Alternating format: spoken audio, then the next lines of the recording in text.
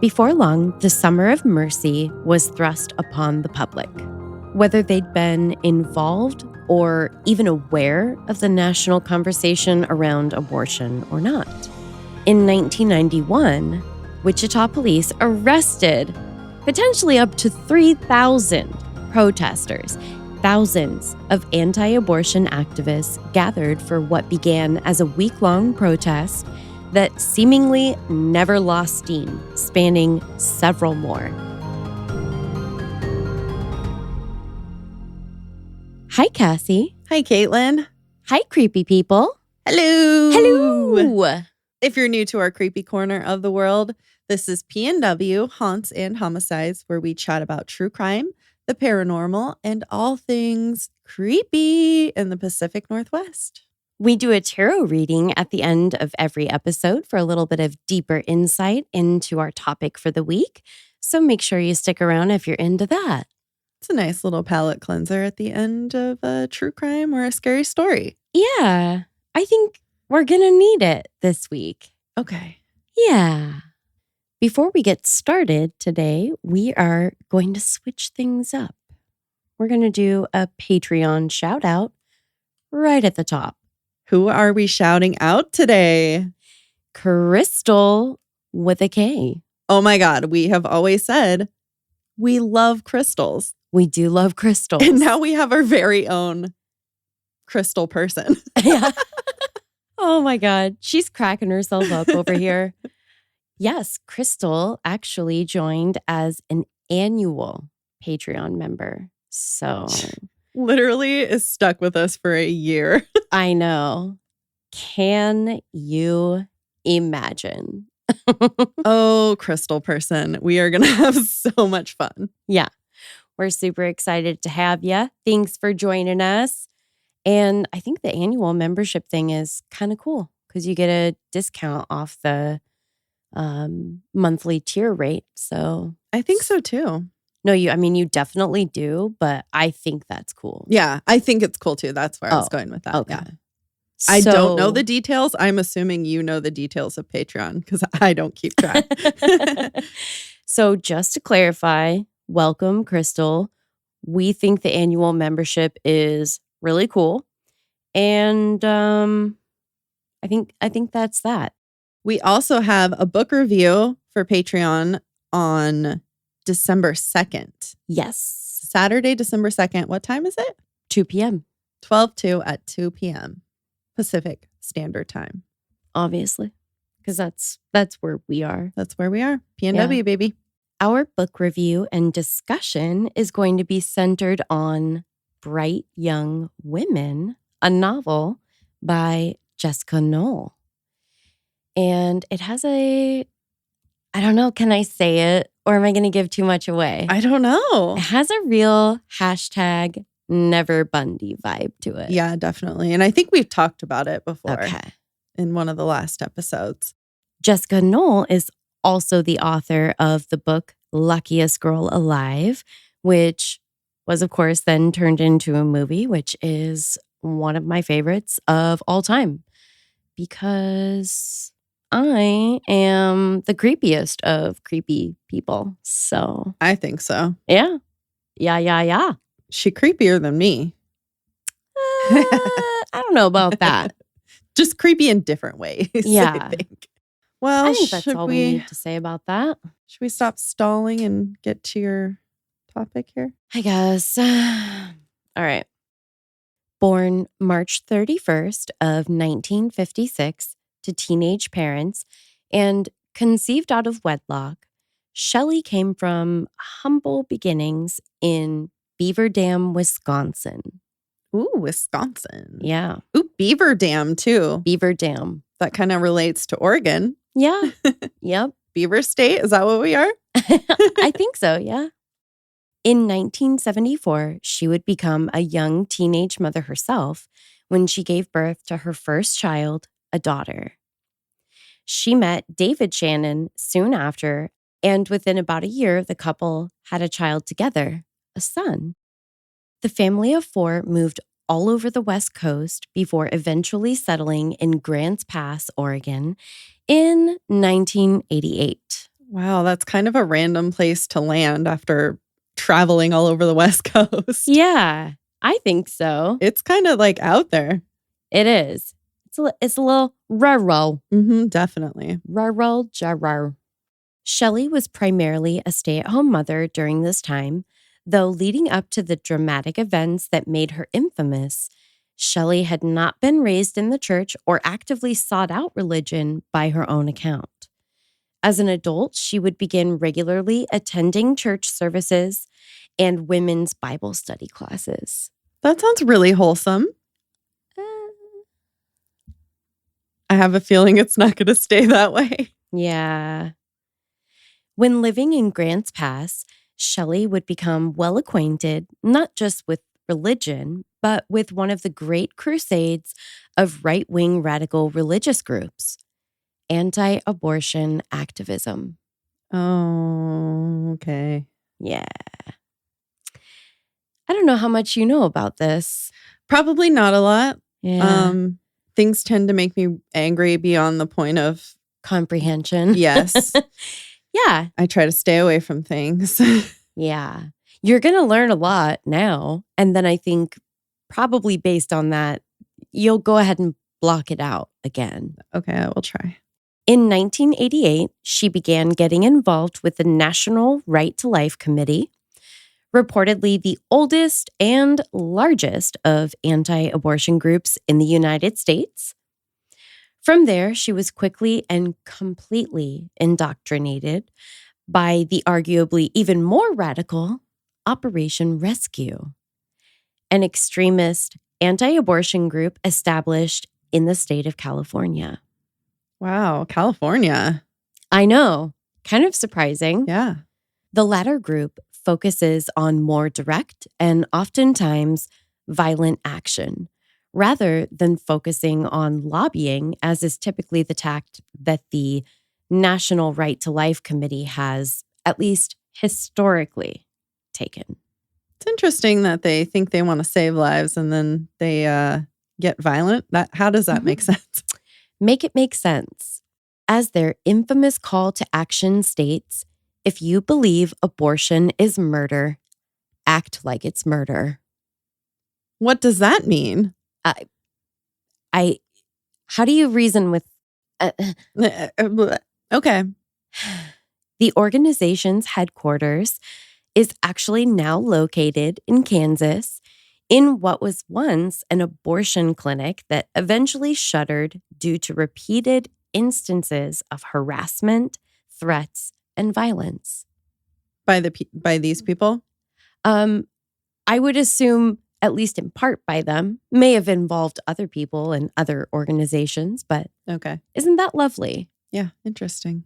Shelley quickly became entrenched in protests, and in less than a year, she racked up dozens of hours worth of community service hours, in addition to fines, all before eventually being sentenced to 4 weeks jail time as a result of multiple arrests.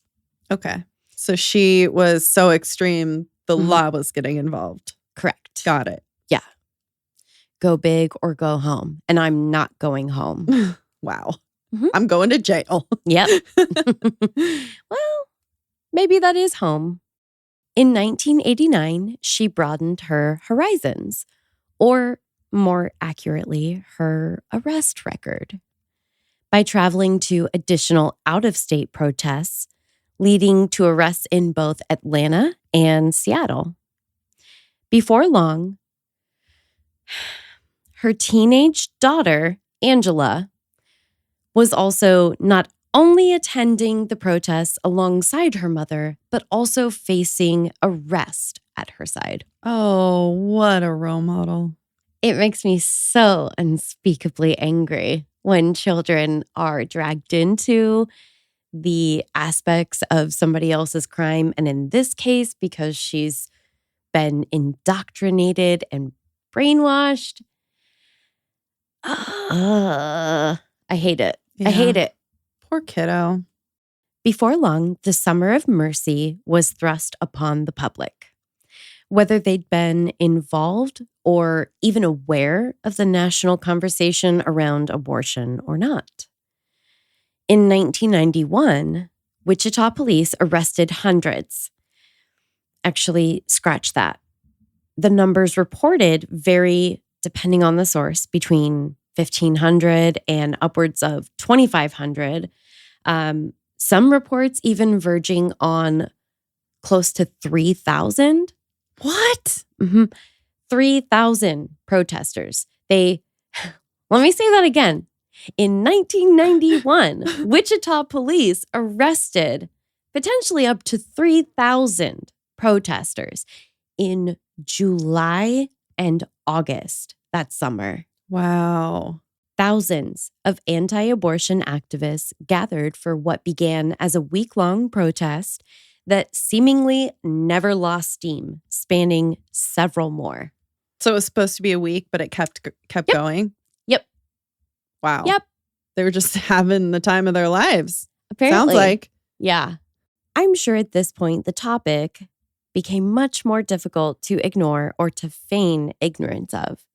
So, while it's been a national conversation, pretty much, I feel like, has it not just constantly been in the ether in this country? Ever since like grade school, I swear. Yeah. I've been hearing about abortion. It's been like a topic of conversation all of my life. Yeah.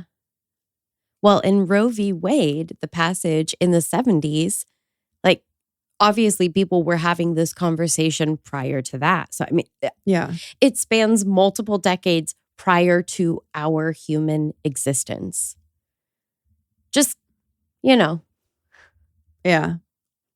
Yeah. It's crazy. I can't. Now enter Dr. George Tiller of Wichita, Kansas. Born 1941, he was a flight surgeon after attending medical school in the 1960s. When he unexpectedly returned home to tend to his father's medical practice, he was asked whether he'd continue performing abortions as his father had. Just in case you're not totally sure in this moment, this is still very much a true crime podcast, you guys. I promise. I believe you. All of this sounds like crime to me. Yeah, it is. It's like inarguably. But I would nerd out really hard on a lot of unusual topics. Happily, I learned while researching. But I digress. And I'm not the only one who occasionally sees their plans diverted. In the family practice, he would deviate from his own plans for his medical practice career. Dr. George Tiller performed post-viability abortions. That word is kind of loaded right now. Actually, for several recent decades, like we were just saying. So I'll state, this was not without significant conditions. We are talking about serious birth defects of the fetus or serious, irreparable bodily harm to the pregnant person. Oh, and by the way, you still needed 2 independent providers to sign off on your behalf for the latter scenario. Wow. Okay, 2? Mm-hmm. Okay. Still, for some reason, he became a significant target for anti-abortion extremist groups and their various versions of violence and protests. But why would someone suddenly change course to practice medicine in a decidedly different field than originally intended, and in a very polarized part of the country where many religious or conservative people, local and otherwise, would not take kindly to this work? Cassie's got nothing. She's like, why? I don't know. I don't know. Just a month before he planned to start a dermatology residency program in 1970, Dr. Tiller's father, mother, sister, and brother-in-law were all killed in a tragic accident. Oh my God. As he was poised to take a huge step forward in his professional medical career, he was struck by unimaginable tragedy, but also an impossible task, as his sister's wishes were for him to take care of her son in the unlikely event of her death. Oh, wow. Let the record state that whether she's listening or not, I want my friend Stephanie to know how seriously this role would be undertaken in my case, which is a non-custodial scenario. But I can't even imagine. Like, I'm a godparent, like in the warm, fuzzy feeling way. I can't imagine the pressure. I know, just like gaining a whole child. Yeah. That's a lot. And then like losing all of that family on top of oh my God, that's a lot. You're grieving the loss of basically your entire family. Yeah. And suddenly thrown into, oh, by the way, you just had a kid. And that kid is also grieving. Yeah. Oh, wow. He was really, really young. He probably was not ultimately old enough to remember any of the family that passed. Oh, I see. I think he was, I want to say, around 14 months old. Wow. He was underage too, as I recall. So, wow. Well, that's still going to be very traumatic for of course, even that young of a child who is absolutely raised with people, and all of a sudden they're gone and they don't understand why. Yeah. Oh, that's so sad. Yeah. Now listen, under different circumstances, we'd all be giving Dr. Tiller a skeptical raise of the eyebrow because, I mean, come on, what are the chances? It's pretty unusual for one's damn near entire family to be taken out in one fell swoop. Unless it's intentional, right? But sadly, Dr. Tiller's story is one of sorrow and unrelentingly horrific bad luck. In the midst of this unexpected and unimaginable loss, George returned to his hometown to tend to his father's practice of roughly 3 decades. Can you imagine being expected to practice medicine? Just period, full stop, under these circumstances? No. No. Hashtag not a doctor. Certainly don't want to be a doctor in that scenario. Yeah. What? I feel like you need all of your brains to be at attention. Yeah. Wow. Which I'm sure having something to focus on, like his work, was probably a really healthy way for him to try to channel a lot of, his attention and his time. But my God. That makes sense. Yeah. Yeah. Oh. His father had been a general healthcare provider to many living in the mid-sized city of Wichita, but he had also offered safe abortion services to his patients that required it. Though it was reluctantly so, after the local community suffered a terrible tragedy reportedly dating back to the 1940s. He had refused an abortion to a woman who already had 2 children, the second having been very recently born. When he refused, she found someone outside the medical profession willing to help her. Unfortunately, complications from that procedure led to her death. Oh, that is so scary and so sad. It is. When you don't have any other option. Mm-hmm. And though abortions had been performed at the clinic previously, it was in 1973, following the Roe v. Wade decision, that the picketing began. But as violence often does, particularly when driven by unbending religious extremism, it only escalated from there. Still, it wasn't until 1983 that the clinic that Dr. Tiller had taken over from his father was firebombed. Oh my God, what? Shelley was one of many that were arrested multiple times during that period. Firebombed? I'm like stuck on that. Mm-hmm. They firebombed it. Mm-hmm. That's violent as fuck. It is. If you're stuck on it, and I was when I read it, and I can't even tell you the number of, and just the array of rabbit holes that I started to fall down about firebombing. I don't know what that means. Is it a literal firebomb? I literally have that. That's because I just think that, especially in this context, it's really important to understand it. Okay. I'm thinking a literal firebomb. Yeah. A bomb of fire. Firebombing is pretty much what it sounds like. If you're unfamiliar, but I feel the need to explain this guerrilla tactic just a little bit, because within the definition are some pretty intense implications. From Wikipedia, firebombing is a bombing technique designed to damage a target, generally an urban area, through the use of fire caused by incendiary devices, rather than from the blast effect of large bombs. In popular usage, any act in which an incendiary device is used to initiate a fire is often described as firebombing. If a fire catches, it could spread, taking in adjacent buildings that would have been largely unaffected by a high explosive bomb.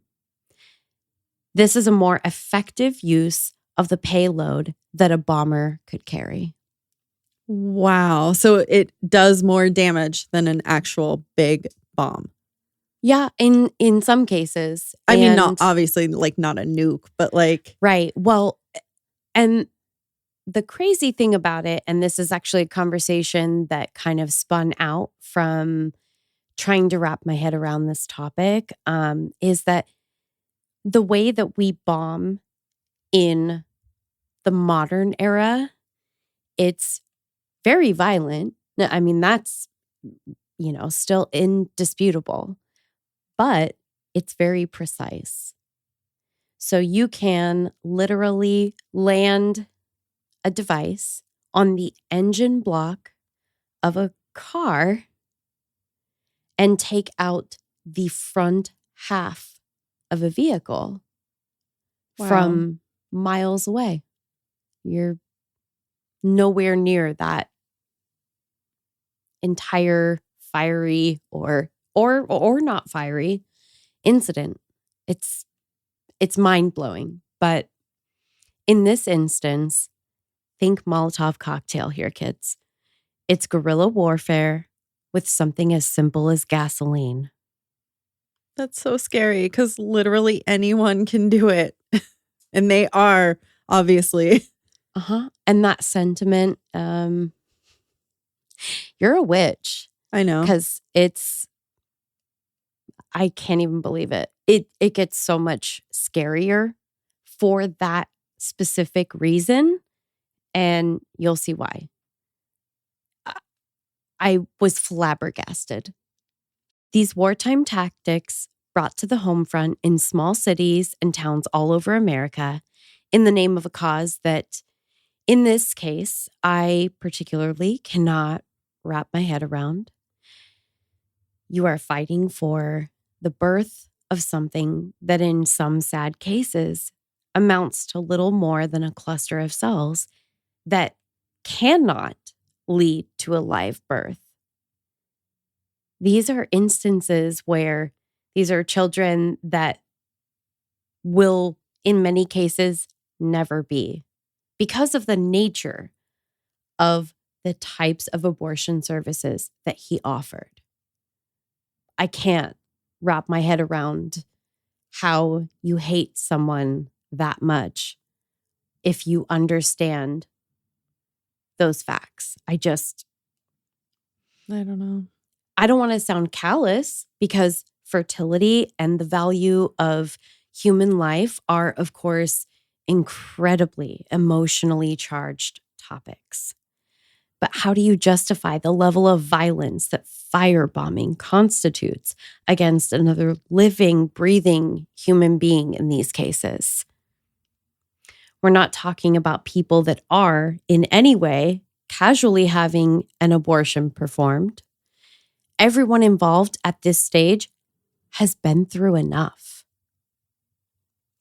How do you justify harassing someone who is already uniquely traumatized outside of a clinic where they are trying to seek care for a medical issue that could already have been one of the most devastating and painful experiences of their own as well as of their families' lives? Loss of a pregnancy or experiencing one that is no longer medically viable is heartbreaking enough, and something that there's entirely too much shame around to this day. It's something that can happen spontaneously, reportedly up to 26% of the time, and oftentimes before the pregnancy is even realized by the host. And I say host intentionally, not to sound cold, but because a fetus, like any guest, can overstay their welcome. That's a good way to put it. If you put the life of your host at risk under any other circumstance, that would be deemed unacceptable. That's true. Now, obviously, there were some situations where the abortions performed were because of very serious birth defects and things like that. And certainly for some people, that's an ethical issue or debate. And I just can't believe we're having this conversation still in this country. But yeah, our whole lives. Yep. But it happens to more women than we care to think or to talk about. Laws like the one Texas attempted to stand up victimize women who experience incredibly normal but deeply traumatizing things like a miscarriage or an ectopic pregnancy. And people like Shelley are part of the reason why. As a woman socialized in this country, I can say that it's nearly impossible not to feel a sense of loss or shame, and by no fault of your own, other than being a human that participates in a biological process. As much as I would fight for a woman's right not to have a child, I would fight to my dying breath to protect another mother's child. But thankfully, we're not here to talk about either me or motherhood. We're here to talk about Shelley and some other douches that she hangs out with. It was after her multiple arrests during the Summer of Mercy in Wichita that Shelley claimed she felt what the Army of God describes as a call to forceful action. Okay. Red flag. Literally makes no sense. Hmm? I mean, do you not, the combination of words, do you not hear yourself? Yeah. No, they don't. No. Nope. If you're hearing alarm bells, you are correct. In 1992, Shelley set fire to the Catalina Medical Center in Ashland, one of the only abortion providers in the area. No one was injured, but the provider did reportedly decide to retire after receiving additional threats. Wow. You just changed multiple people's entire lives with violence. Congratulations. It was a clearly premeditated attack that Shelley later recalled in great detail. Feeling quite emboldened, Shelley published How to Destroy a Killing Center. Oh my God. - if you're just an old grandma who can't get a fire started in her fireplace. I'm just rapid blinking at you. What? Published on the Army of God website, which featured bizarrely detailed instructions for how to proceed should one find themselves similarly motivated in their own local community and wishing to avoid prosecution. You know, for firebombing a building.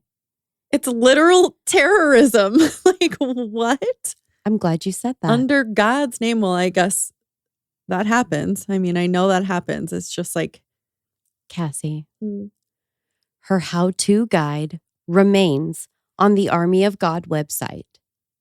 I didn't pay it a visit, but I can confirm.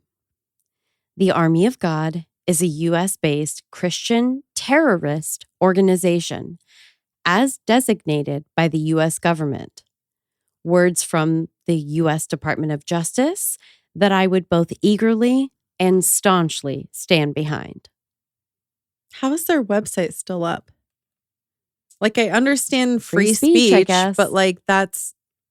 You're literally instructing people on how to commit terrorism.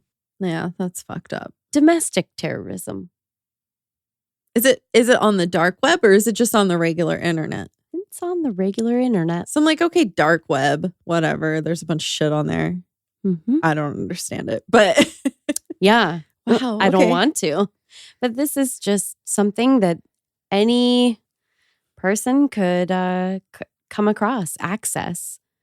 So on August 19th of 1993, Dr. Tiller was in his car preparing to drive home at the end of his workday at the clinic.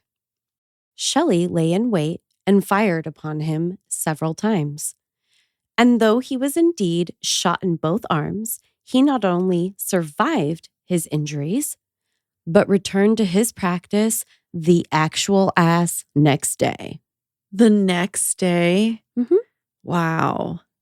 I cannot even imagine how scary and traumatizing that was to come back the next day. Mm-hmm. Like, to go back at all. Yeah. Meanwhile, Shelley was really busy being significantly less successful at anything the next day. Good. Though Shelley managed to evade arrest in Wichita initially, she was arrested in Oklahoma as she was returning her rental car. That same year, Shelley's daughter, Angela, was said to have written a death threat to another abortion provider in Milwaukee, Wisconsin. Oh. Though it was Shelley that would at least attempt to take credit for the crime. Shelley's husband, David, would turn on the news the next day after being instructed by a friend, only to find that his wife appeared to be on the news and was being arrested. Did he like have any idea about any of this? Nope. Oh my God. Though it couldn't have been easy to tell that it was his wife, since police had wrapped her in, I've heard, either a towel or in paper towels, depending on the source. They wrapped her up? Mm-hmm. To avoid news cameras identifying her. Oh, okay. I was just like, why? I don't get it. Yeah. Was she wet? It didn't make any sense to me either. I was like, what in the actual fuck are you talking about? I hope it was paper towels. I really do too. I hope she was walking out of there looking like Bandage Man. Yeah. At the time of her arrest, he had reportedly been completely unaware of her plans. He has a remarkably condescending quote that would normally infuriate me. But for Shelley, I'll let it slide. Furthermore, he apparently did not share her radical beliefs. That's why I'm going to let it slide. That's at least according to comments provided following her crime. He basically said, I don't know. This is Shelley's little hobby. I don't partake. I'm busy in the garage. I'm busy just being a normal ass person. Oh my gosh. If you don't have like any awareness of what your wife is doing and it's something that's that big.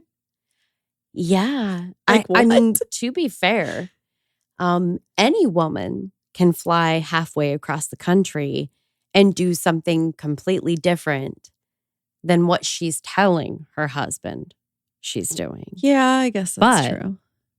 in Shelley's initial statements, she tried to claim that she had not intended to kill Dr. Tiller. I just was shooting at him a little bit. Yeah. But crazy is as crazy does, apparently, because she quickly changed her story. This did not go unnoticed through the course of her trial. Imagine that. The jury deliberated for 1 hour before sentencing her to 11 years behind bars. Damn. 1 hour is not a lot, huh? Nope. It's not usually a good thing when the jury comes back quickly.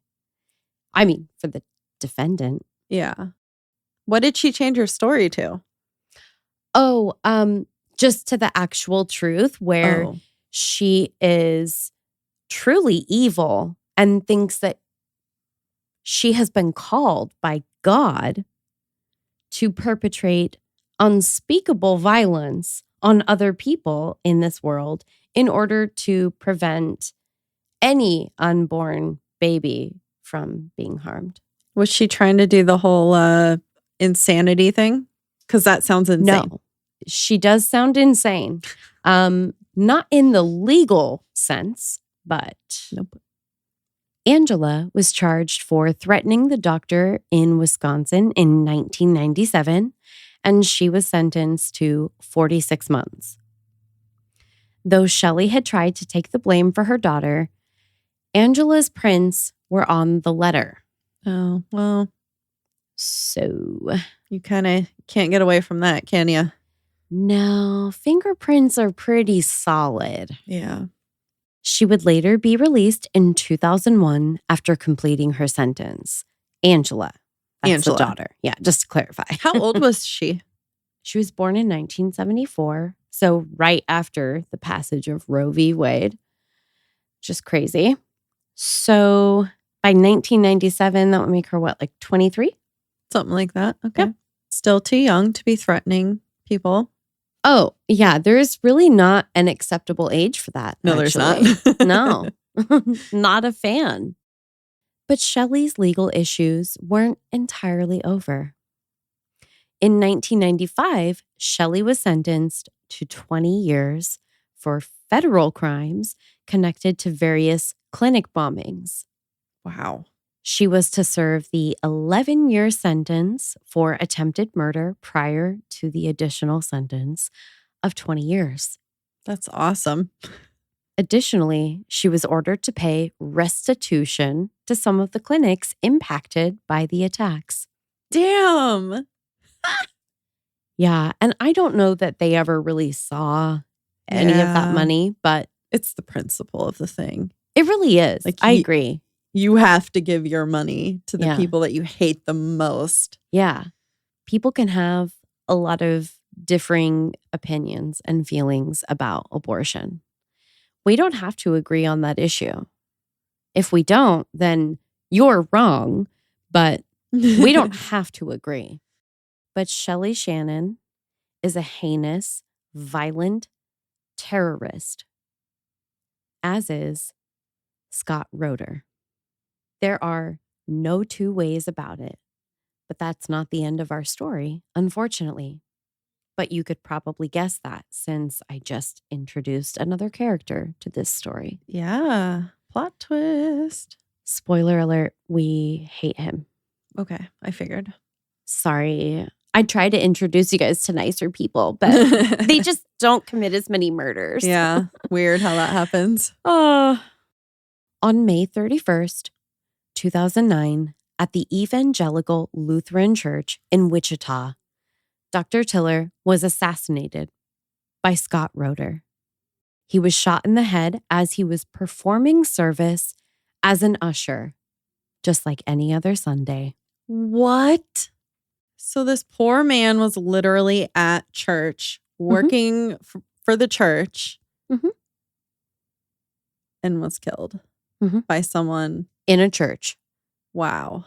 By someone motivated, by someone who claimed to be religious themselves, claimed to do this as a as a calling from God. Like, what a fucking slap in the face to God if you believe in him. Like, geez. Mm-hmm.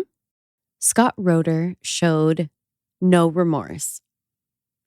In his case, the jury was equally decisive. He was convicted, then sentenced to life in prison. He will not be eligible for parole until he has served 25 years.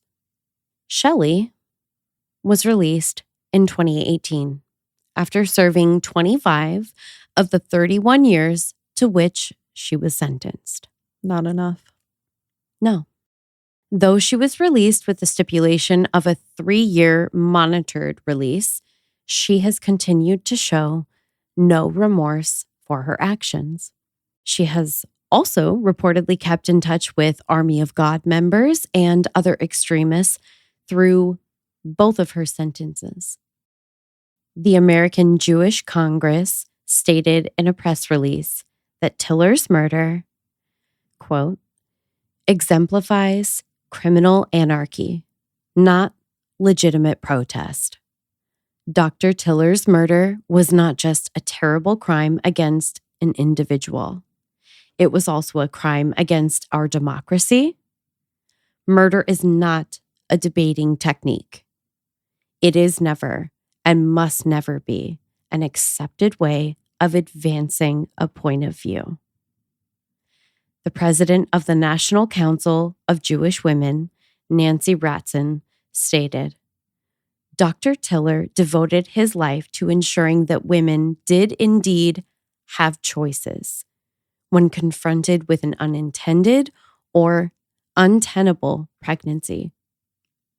His murder, his assassination, is intended to terrorize not only all involved with providing abortions, but anyone even remotely associated with abortion rights. It's really scary. Years later, clinic staff that have relocated and begun working elsewhere have continued to be harassed because they are known to have worked with Dr. Tiller, and people that are members of Army of God or other anti-abortion groups track them down. How do you think that that's going to get people on your side? You can't possibly believe that that is a means to any reasonable end. And yet, somehow they do. I'm going to tell you the year that this article was published. 2015. In August of this year, a 20-year-old man ostensibly seeking a job at a Kansas abortion clinic was arrested after he told clinic staff his backpack contained an explosive device and knives, according to Wichita police. Wow. 2015. The explosive device was several fireworks that the suspect put together, according to authorities. The incident occurred at Southwind Women's Center, which is in the same facility that Tiller once occupied. Julie Burkhart, who used to work for Tiller, now runs a foundation that opened Southwind. In August, she spoke about how his killing prompted the clinic to increase security. She also spoke of the fear she lives with and said the August incident could have been much worse than a man with some fireworks. She said, quote, I'm very concerned that someone would come in the building with weapons. He was carrying knives and explosives. This really illustrates to me that the security protocols that we have in place work. Thank goodness. So they caught him at the security? Or yes, security identified that. And on the flip side, a little bit of commentary from, the flip side. The Reverend Donald Spitz, real name, an anti-abortion activist who stayed in contact with Shelley Shannon, said abortion rights activists should not be worried about Shannon's release. I don't think she'll be doing anything violent. Okay. He is the leader of Pro-Life Virginia and sponsor of the Army of God website. He said, "Of course, no one knows, but I'd be very surprised." I do not trust his opinion. Nope. Oh, don't worry. She's fine. Yeah. She's fine. She's not going to do anything. No, she probably won't do anything because she's already published her manifesto for violence. She's doing. Yeah. He said he talked to Shannon and described her as upbeat about her release, but said he didn't know Shannon's plans. I'm sure she was upbeat about her release, but I don't believe for a second that you don't know her plans. Yeah. Why are you talking then? You know? How can you be so sure that she's not going to be doing anything violent, but also you don't know what any of her plans are? And why are you talking about plans? Like, yeah, if you're saying the word plans, it makes me think there's a plan. So you know? Stands to reason. Yeah, because normally if it was me visiting you in prison and you were getting out, I would be, so Caitlin, what are your plans for like getting a job? Like, where are you going to live? You would know her plans in that regard, but you just don't know any plans. So you don't know anything about any plans. Okay. Sounds super believable and not at all anything to be concerned about. Obviously, there's been a little bit of time that has passed and doesn't seem like there has been anything violent that has occurred, at least at Shelley's hands. But, you know, Shelley really doesn't have to create any of the chaos or violence with her own hands anymore. If you visit justice.gov, I've included the specific link in our pastebin. Hopefully it'll actually allow me to publish it, where there are numerous recent violent encounters that are summarized, cases of violence and other various types of attacks, whether, verbal, whatever that may be, against reproductive healthcare providers and their staff. Don't worry. Right up at the top, there are several from 2023. No, I don't want any. Yeah. Ever. Again, you don't have to agree that they are fighting a senseless battle at all. I know there are plenty of people that don't agree, but surely most people can understand. They can see that multiple assassination attempts, and one of which not an attempt. This was successful. He was murdered in a goddamn church. Surely we can agree that that is wrong. Just like any violence is why you don't need to do that. There are official ways that you can go about getting your laws and whatever the fuck you want voted on. Like you said, it's like a threat to democracy. It really is. One of the most upsetting things about researching this was realizing how people that were involved in these protests, and specifically a lot of the nonviolent tactics that were utilized. It was things like shutting down the freeways, or they used a lot of nonviolent tactics that Black Lives Matter protest, they've been condemned for. Yeah, well, of course. Yeah. Because that's a completely other thing that they're fighting for that they don't agree with. Right. So. Well, that's irrational. Yeah. When I realized that, I was like, huh.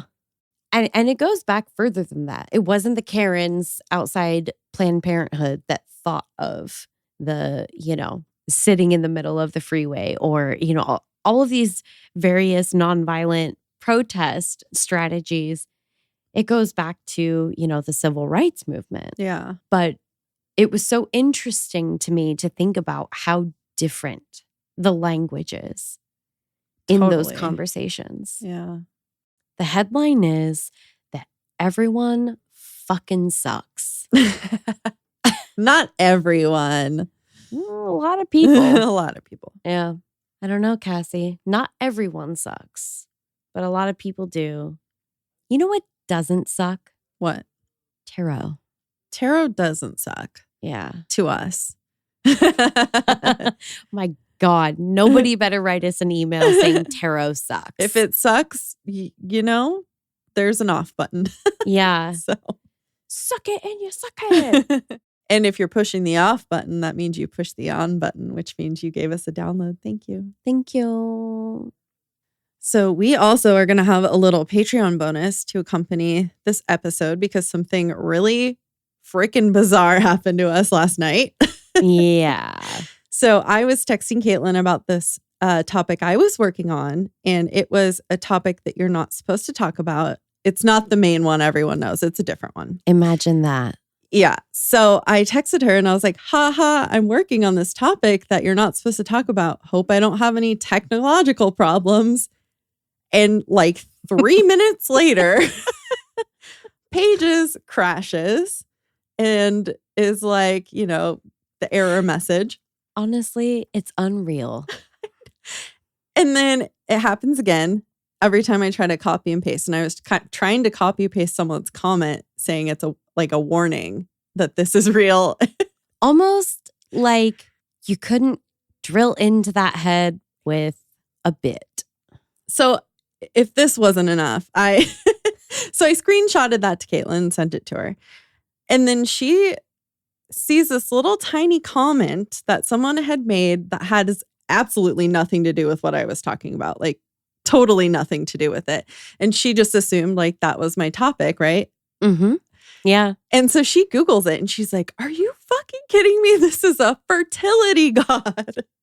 And I am working on this story that's, kind of about fertility. And yeah. So I was like, okay, is this a sign that I need to just drop this other topic for now and just research this fertility god Yeah. a little and do a little bonus on it for Patreon? So that's what I did. I dropped my entire episode and worked on a bonus. Well, as one does sometimes. But it's really interesting what I found. Oh, boy. Yeah. I have about, I think, 2.5 pages. Oh, boy. It's really cool. A lot of it really directly relates, I feel like, to Caitlin. So great.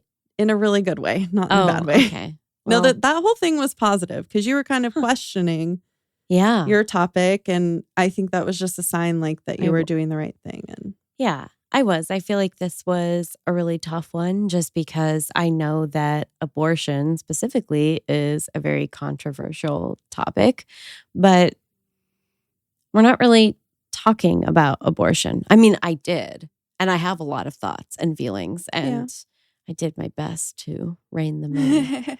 But, this is about something far more significant than that. It's just, violence that doesn't have anything to do with, what's now become a political talking point. yeah.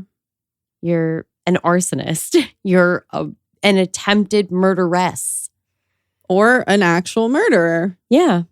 I just got like this thing in my head, like murder to protest murder. Yeah. How does that make sense? Make it make sense. I don't think it's murder personally, but like coming from their standpoint. But if you believe that it's murder, and act like it's murder. Yeah. Just going to use their own goddamn slogan against them. Anyway, so Patreon's going to get a really cool bonus, and I think Caitlin's going to love it. I'm excited to tell her about it. Yeah. Oh, yay. As indie podcasters, we love to show our support of other awesome shows. So stay tuned for the promo we've got to share with you this week. Let's show them some love. You can find their info in our show notes. Hey creepy people, it's Gemma from I Think My Fridge is Haunted, a very creepy podcast for very creepy people.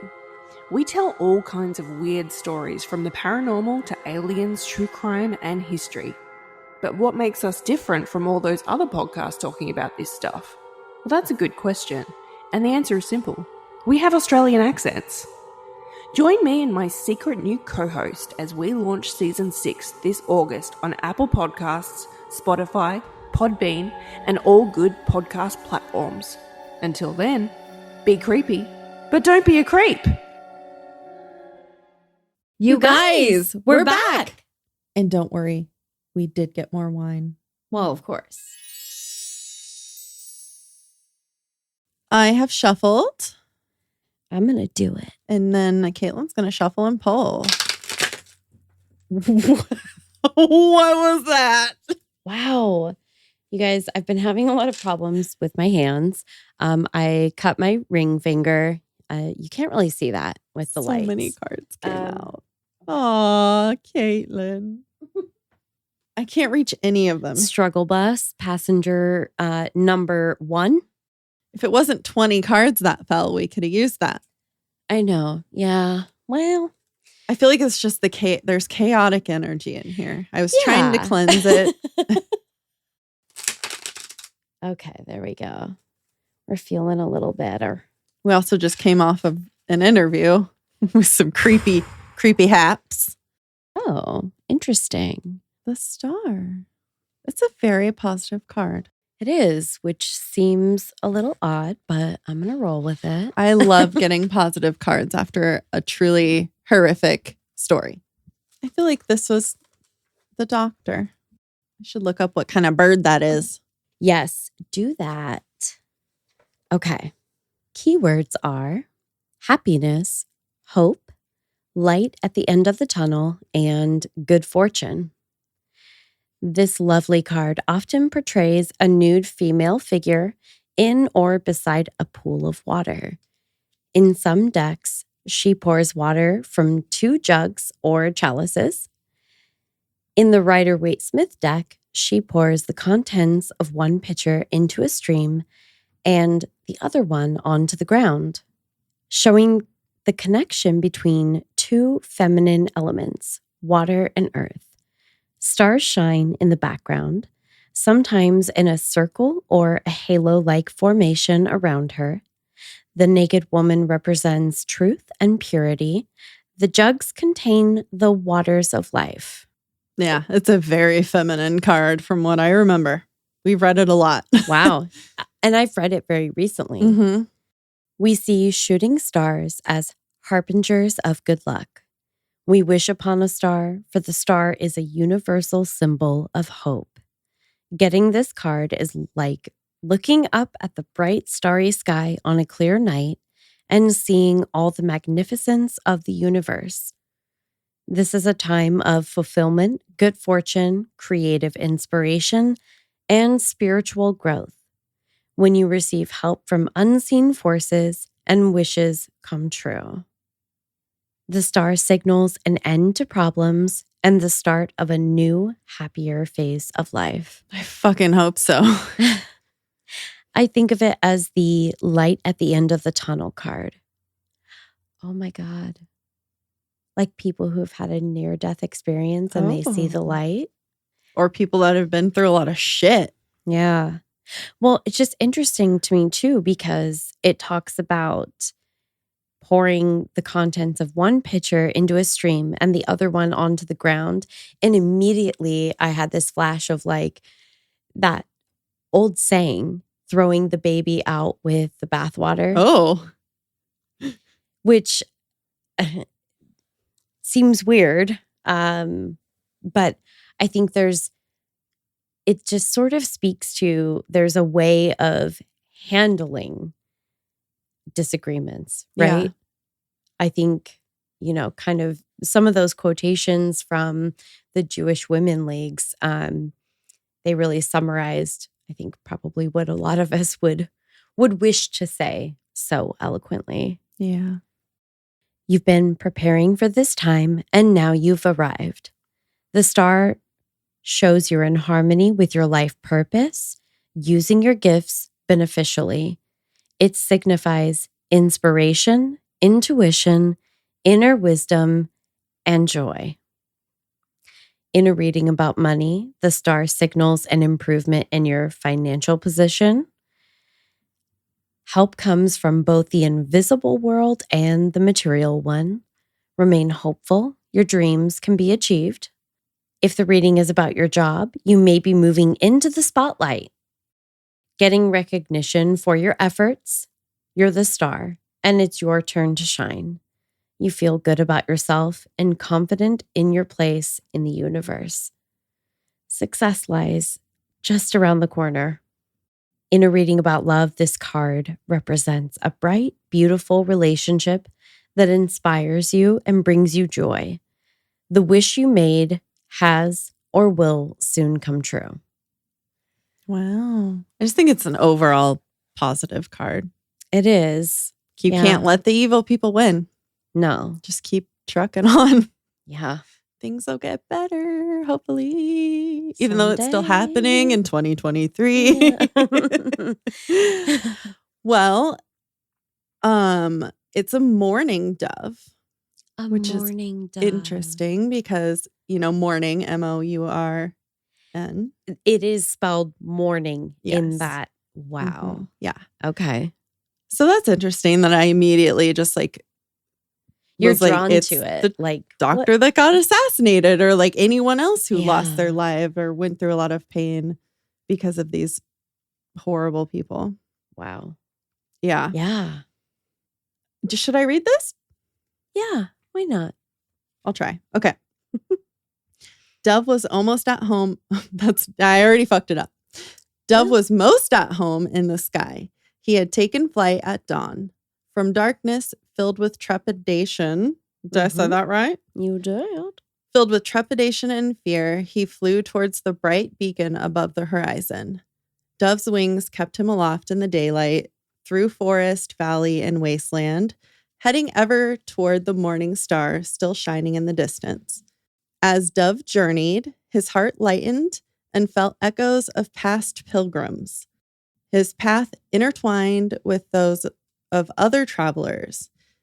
He left his fear behind. He wheeled joyously in the sky and skimmed above the clouds, flying higher than he had any right to. He tested the boundaries of himself and the world he inhabited. Wow. That's interesting. Yeah. He tested the boundaries of the world he inhabited. Okay. A part of him hoped that he'd never reach that star, not wanting to journey to the end. The rest of him wondered what would happen if he got there. I'm wondering if you remember this fact about him, which was that he was a flight surgeon. Really? Wow. I did not know that.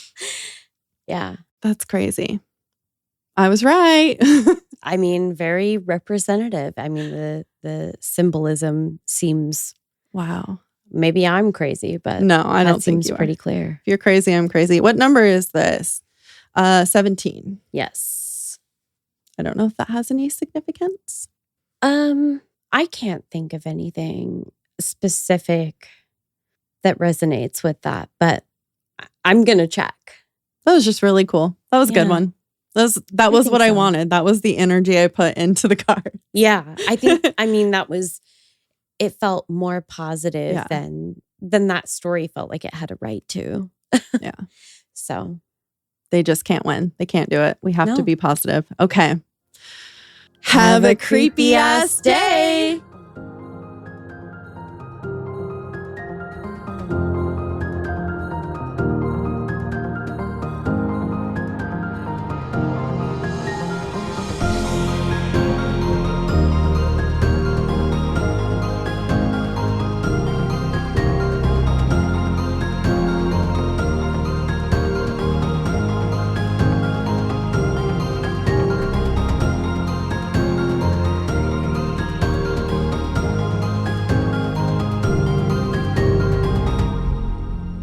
He wheeled jealousy in the sky and skimmed above the clouds. I'm sorry. I read that wrong again. He wheeled jealously. Joyously? Yeah. Why do I keep saying jealous? I don't know. Okay. Redo. Because you wish you could fly. I know. It's true. Yeah.